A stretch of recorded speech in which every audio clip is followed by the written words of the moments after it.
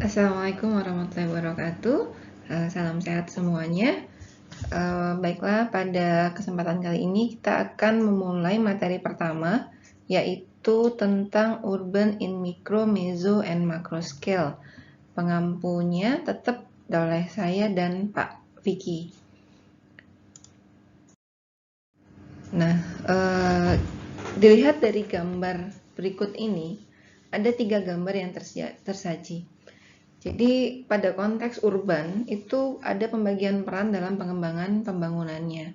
Sebagai contoh kita bisa lihat pada gambar pertama ini. Pada gambar pertama ini menunjukkan adanya satu konteks wilayah. Ada yang masih hafal ini ada di mana atau kangen yang pengen ke Malang. Memang sengaja ya ini saya ambil foto-foto yang ada di Malang biar kalian yang merindukan Malang merasa semakin rindu. Katanya rindu itu berat.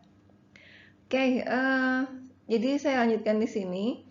Ketika gambar pertama ini terkait dengan konteks wilayah, siapa yang membuat gambar ini? Ini adalah satu pertanyaan, ya. Kemudian pada gambar kedua, tak mungkin nggak ada yang tidak ingat pada gambar ini. Gambar ini menunjukkan satu bangunan yang ikonik di Kota Malang. Ada gambar bangunan 1 dan bangunan 2. Dalam benak kalian kira-kira siapakah yang merancang bangunan ini? Gitu. Simpan aja ya semuanya di dalam benak kalian. Kemudian di gambar ketiga kita lihat ada satu konteks yang menunjukkan satu keterkaitan antara ruang terbuka, jalan, terus kemudian bangunan di sekitarnya. Ini juga merupakan salah satu bangunan ikonik yang ada di Kota Malang. Yang sering Car Free Day di sini pasti akan ingat bahwa ini ada di jalan bagian mana. Cuman kira-kira siapa ya yang merancang jalan dan bangunan ini? Nah, cukup simpan dulu di dalam benak kalian. Kita masuk pada gambar berikutnya. Kalau kita lihat di gambar ini, nah, apa sih yang terlintas dalam benak kalian ketika melihat satu bangunan yang sangat bagus ini dan bangunan yang menjulang tinggi? Ya. Kira-kira ada nggak keinginan untuk mendesain bangunan seperti ini? Pasti ya, pasti di antara kalian pengen mewujudkan satu bangunan yang bagus seperti ini. Kemudian, nah, di sini gambar yang selanjutnya. Gambar yang selanjutnya ini kita melihat ada bangunan-bangunan yang memiliki konteks dengan ruang luar di sekitarnya ya. Kalian bisa melihat pada gambar pertama, di sini orang-orang bisa beraktivitas. Kemudian itu juga gambar yang kedua, 3 dan 4. Di sini ada konteks antara bangunan, ruang luar dan aktivitas manusianya. Nah, kira-kira nyaman nggak ya di sini? Nyaman ya? Iya, kira-kira kalau kalian di sini pasti ini sangat menyenangkan berada di sini. Kemudian, nah ini juga satu gambaran.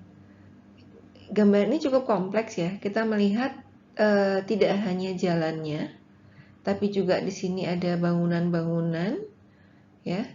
Di sini kita melihat satu morfologi dari suatu kota maupun daerah ya, yang kompleksitas jaringan itu direncanakan untuk mendukung aktivitas masyarakat yang ada di dalam gambar ini. Bayangannya kira-kira seperti ini.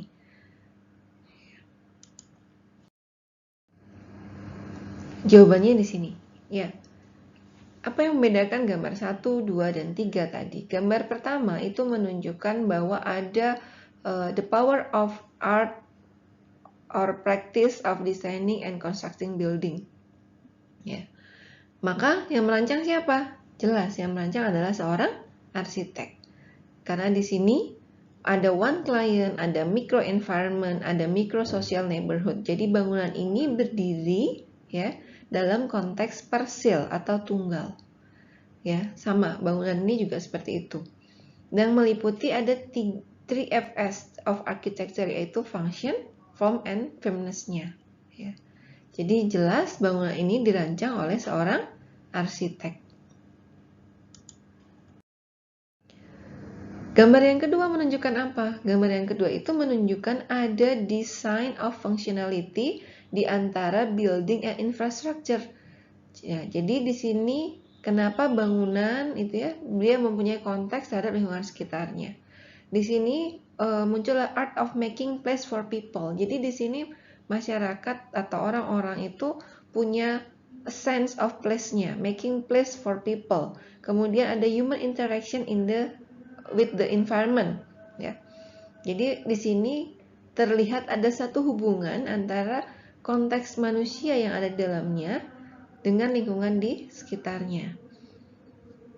Nah, bangunan-bangunan seperti ini, ya, kondisi seperti ini itu bisa dirancang atau bisa dikembangkan dengan adanya square itu seperti taman atau ruang terbuka, alun-alun, ya, piazza, bisa juga berupa jalan atau kemudian pedestrian ataupun ruang terbuka publik lainnya.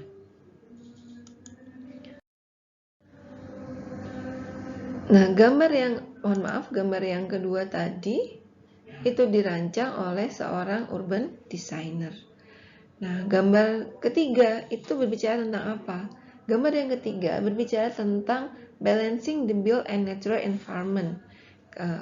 Ini untuk merancang ini itu menunjukkan ada layout of neighborhoods, cities and region. Jadi mulai dari konteks lingkungan ketetanggaan atau unit lingkungan, juga konteks kota, kemudian ada konteks kewilayahan, di mana di dalamnya ini berisi fulfilling needs of community and economy. Siapa yang mendesain ini? Nah, yang mendesain ini adalah seorang planner atau kita dikenal dengan perencana wilayah kota. Pertanyaan selanjutnya adalah apa perbedaan dari arsitek, urban design, dan planner tadi itu ya? Dapat kita lihat di sini. Nah, sesuai dengan gambar yang disajikan sebelumnya bahwa arsitek itu berbicara pada bangunan persil tunggal. Dia dalam konteks micro scale. Kemudian urban design itu berbicara tentang ruang umum dan bangunan dari aspek publik. Ya, dia ada di konteks mesoscale. Nah, sementara yang macro scale itu adalah urban planning, ya. Yang tadi urban planner itu di sini konteksnya adalah terkait dengan kebijaksanaan ataupun policy. Nah, urban design itu juga merupakan jembatan antara mikro dan makro, sehingga kita menyebutnya sebagai mesoscale. Kira-kira peran atau responsibility-nya seperti apa? Ini lebih detailnya. Jadi arsitek itu the design and construction of buildings, structure and development of sites. Jadi dia berbicara dalam konteks persil ya, pohon tunggal.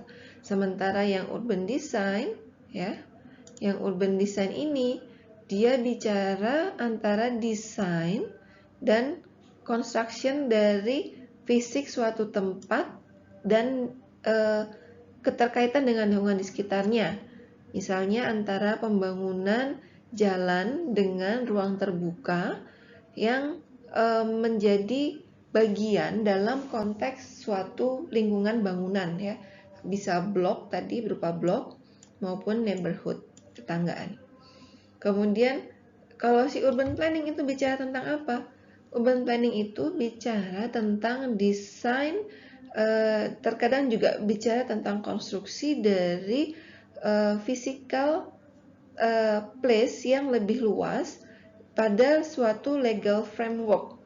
Jadi legal framework ini dikatakan juga sebagai policy antara yang menghubungkan antara ketetanggaan yang membentuk suatu organisasi yang semakin luas.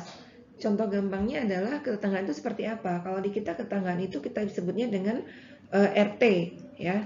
RT itu biasanya terdiri dari 20 kakak. Kemudian ada tingkat RW.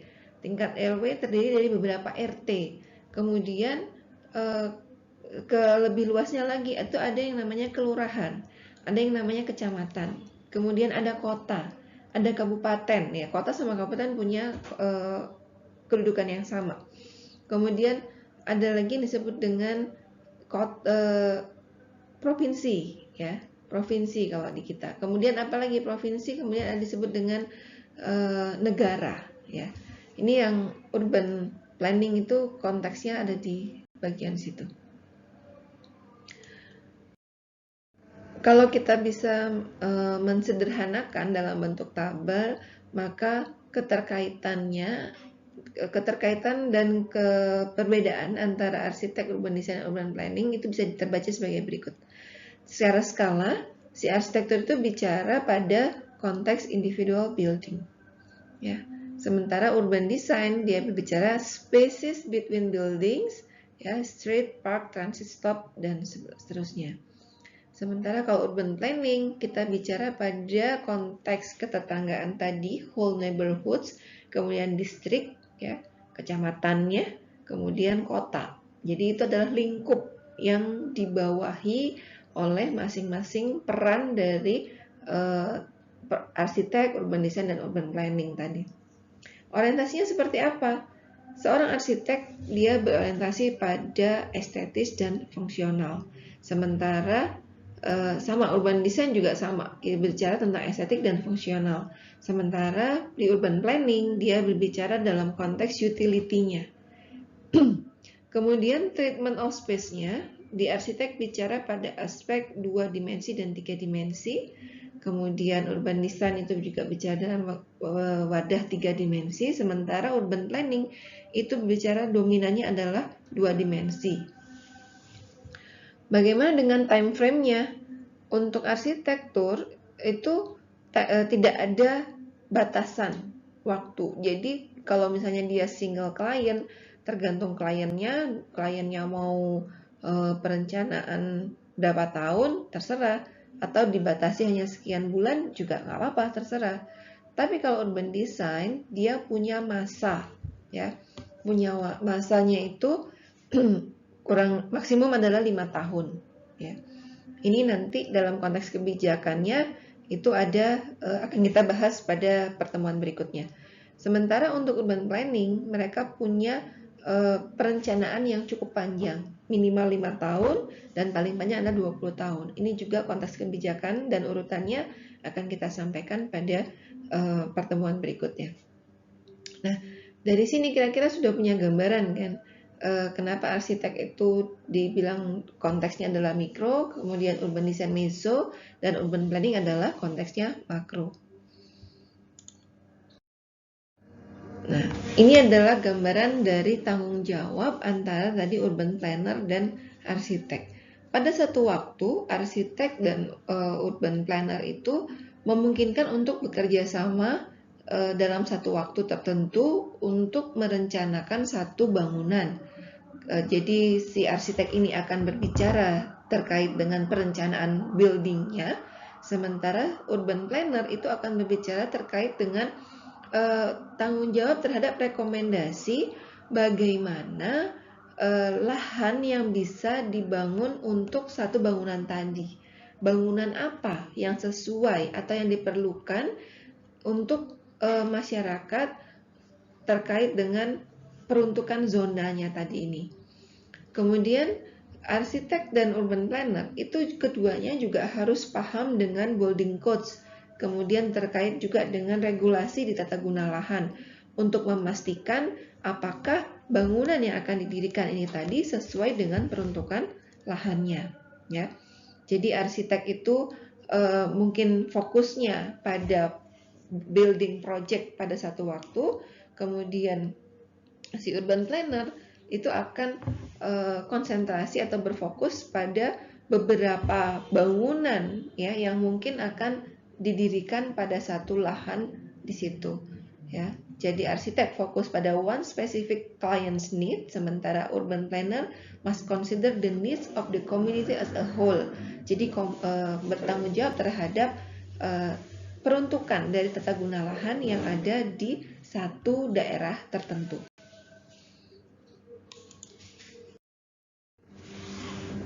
Perbedaan responsibility antara urban planner dan urban design ya.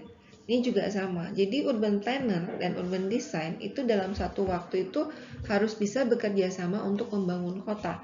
Kedua peran ini ya cukup penting dalam pengembangan kota. Kalau urban planner ini dia lebih dekat dengan public and governmental official, jadi lebih kepada kebijakan-kebijakannya terkait dengan apa, di mana satu bangunan, satu lokasi itu bisa didesain. Yang desain siapa? Yang desain tadi bisa arsitek, bisa urban designer. Dalam konteks ini terkait dengan tanggung jawabnya, maka urban designer itu dia fokus pada menciptakan satu relasi antara bangunan, ruang luar, ya, beautiful architecture and landscape of public spaces. Jadi lebih ke ruang-ruang publik, di mana keduanya itu akan membuat atau membangun suatu kota yang lebih menarik, lebih atraktif, dan lebih fungsional. Tapi masih tetap dalam legal framework yang harus dapat dipertanggungjawabkan. Nah, berikut adalah contoh-contoh, ya. Ini adalah salah satu contoh Masjid Agung di Kota Bandung, ya. Ketika masjid ini masjid, ya, konteksnya masjid, kemudian sekarang dirancang dengan adanya public space. Nah, public space inilah kemudian siapa yang merancang? Nah, ini ada produk-produk dari salah satu produk dari urban designer tadi. Ini juga ada sebuah ruang terbuka yang sangat besar di New York, ya. Nah, ini ruang terbuka ini berfungsi untuk menggantikan ruang terbuka di antara bangunan-bangunan yang cukup padat di sini, ya. Nah, ini juga perannya adalah peran dari urban designer yang di sini dia bekerja sama dengan landscape architecture. Contoh selanjutnya seperti ini ada balai kota di Surabaya, ya. Awalnya dia hanya concern pada single building ini, ya. Kemudian dibuatlah di depannya itu ada tautan, ya, linkage between tadi, ya. Nah, yang dimanfaatkan untuk public space. Ini juga koridor-koridor jalan, ya. Koridor jalan ini juga salah satu bentuk project dari urban design, ya, membuat kota menjadi lebih menarik lagi.